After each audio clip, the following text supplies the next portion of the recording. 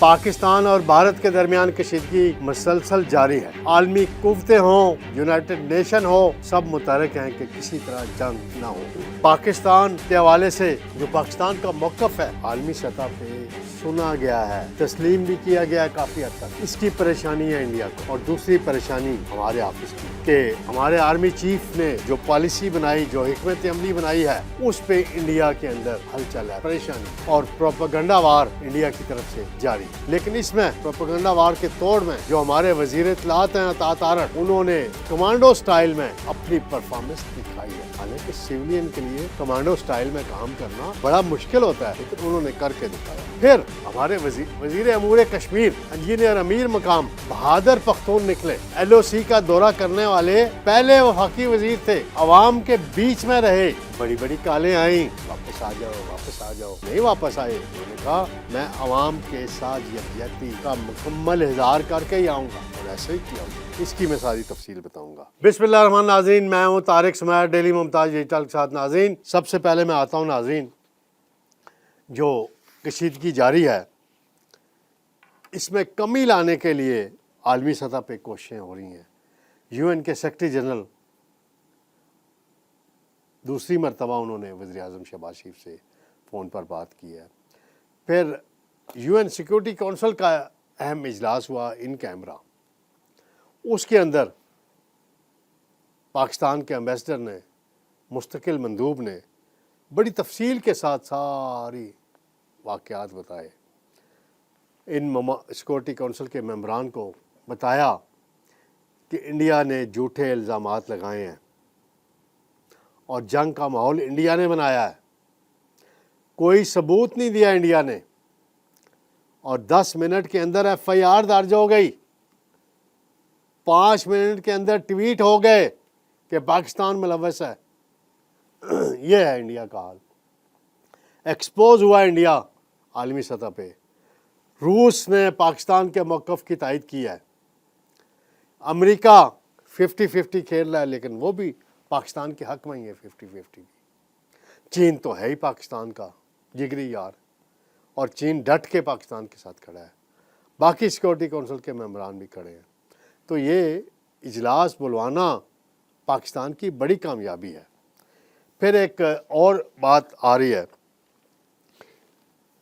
کہ پاکستان نے جو سفارتی سطح پہ کوششیں کیں، میڈیا کی سطح پہ کوششیں کیں، اور بھرپور انداز میں 5 ویٹو پاور جو ملک ہیں ان کو موقف دیا اپنا، اس پہ بھارتی تجزیہ نگار بھی پریشان نظر آئے ہیں، اور انہوں نے مودی حکومت کو بڑا آڑے ہاتھوں لیا ہے، اور وہ کہتے ہیں کہ آج پوری دنیا پاکستان کے ساتھ کھڑی نظر آتی ہے، اور سفارتی محاذ پہ انڈیا تنہا ہوا ہے۔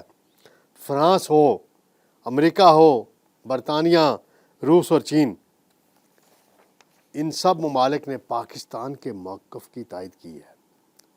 پھر وہ کہتے ہیں کہ ہم فرانس سے رافیل خریدتے ہیں طیارے، امریکہ سے اربوں کا اسلحہ خریدتے ہیں، وہ بھی پاکستان کے ساتھ کھڑے ہیں۔ پھر یہ ساری کہانی کیا بتاتی ہے کہ پاکستان کا موقف درست ہے، کہ پاکستان کے سارے معاملے سے کوئی لینا دینا نہیں ہے۔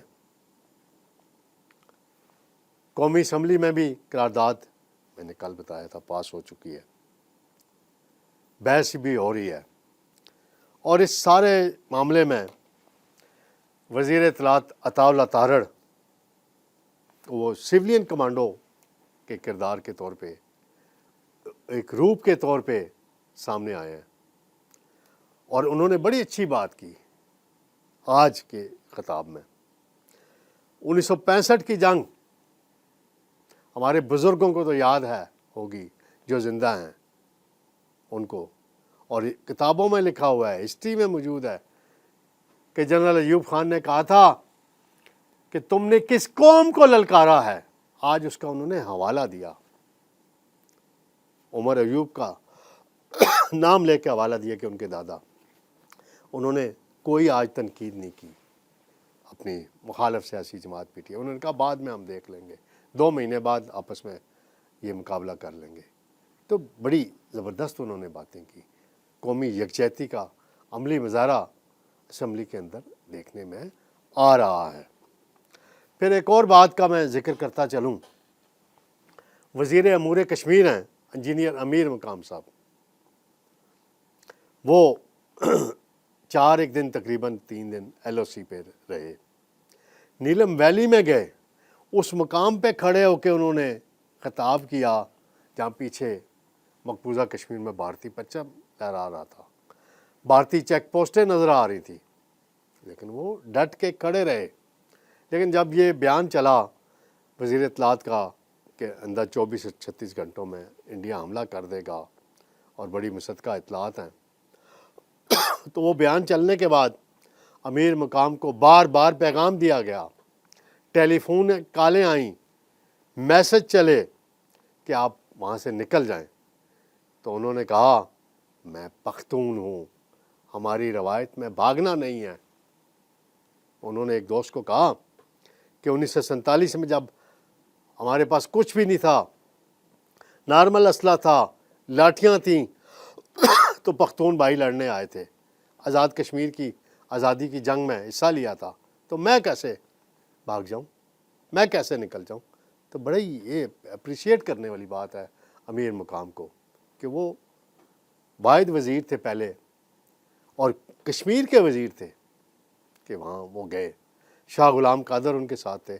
پھر راجہ فاروق حیدر صاحب کا جو وہ پستول آپ کو ناظرین دیکھا ہوگا لہرا کے, سابق وزیر اعظم آزاد کشمیر کے, انہوں نے بھی اپنا جذبہ دکھایا. تو یہ عوامی جذبات تھے اور اس کا بڑا میسج گیا انڈیا کے اندر کہ آزاد کشمیر کے عوام اور مقبوضہ کشمیر کے عوام کے جو انٹرویوز آ رہے ہیں وہ تو آپ نے دیکھ لیے. وہ کیا کہہ رہے ہیں, وہ مودی کو ہی مورد الزام ٹھہرا رہے ہیں کہ سارا یہ ڈرامہ مودی نے کرایا. تو یہ ساری میں نے کہا ناظرین کے گوش گزار کر لوں صورتحال. ناظرین ایک اور معاملہ ہے لوکل پالیٹکس سے تھوڑا بہت جڑا ہوا ہے, عدالتی بھی ہے, کہ مخصوص نشستوں کا معاملہ تھا.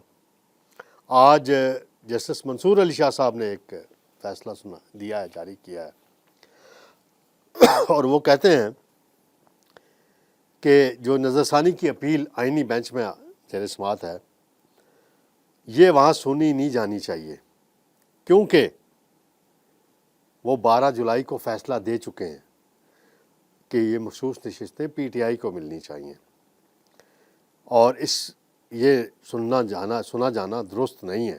جو بھی ہے, سپریم کورٹ میں 56,000 کیسز زیر سماعت ہیں, 22 لاکھ کیسز پورے پاکستان میں زیر التوا ہیں, نہیں ان کی فیصلے نہیں ہو رہے. تو یہ اس طرح کی من گھڑت کہانیوں کو بنیاد بنا کے انہوں نے یہ فیصلہ جاری کیا ہے. District education officer Khyber Pakhtunkhwa کی محکمہ تعلیم کی اپیل کے سماعت نظر ثانی کے دوران, یعنی اس کو لنک کیا اس اپنے 12 جولائی کے فیصلے سے. تو پھر جو عائشہ صاحبہ ہیں, جسٹس عائشہ ملک اور جسٹس عقیل عباسی, انہوں نے اختلاف کیا ہے کہ 12 جولائی کا جو فیصلہ ہے نظر ثانی کی اپیل اس پہ نہیں سن, لیکن 11 ججز نے آج تمام درخواست گزاروں کو نوٹس ایشو کر دیے ہیں. تو منصور علی شاہ صاحب اس فیصلے کی وجہ سے ہی متنازع ہوئے تھے حکومت کی نظر میں. پھر 26ویں ترمیم آئی. وہ آئینی, میرا نقطہ ہے صرف اتنا ہے کہ وہ آئینی بینچ کا حصہ نہیں ہے. یہ رائے دینا اب آئینی بینچ کے جو ججز ہیں 13, ان کا کام ہے کہ جی نظر ثانی کی اپیل سننی چاہیے, مخصوص نشستوں پر جو 12 جولائی کا فیصلہ ہے وہ آپ پھوڑ لونا ہے یا اس کو ختم کرنا ہے, یہ ان کا اختیار ہے. اب آگے سماعت ہونی ہے. منصور علی شاہ صاحب بس وہ کیا کہتے ہیں کیڑے نکالنے, انہوں نے نکالتے رہے.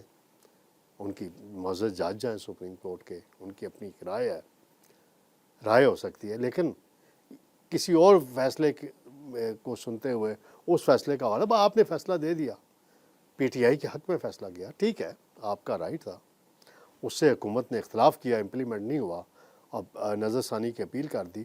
پھر 26ویں ترمیم پاس کر کے آئینی بینچ بنانے کا اس میں اختیار دے دیا گیا، اور آئینی بینچ اب جو بھی یہ سنتا ہے تو وہاں پی ٹی آئی اگر نہیں اس کا حصہ بننا چاہتی تو ٹھیک ہے، ویل اینڈ گڈ، جائے، وہ اس کا حصہ نہ بنے۔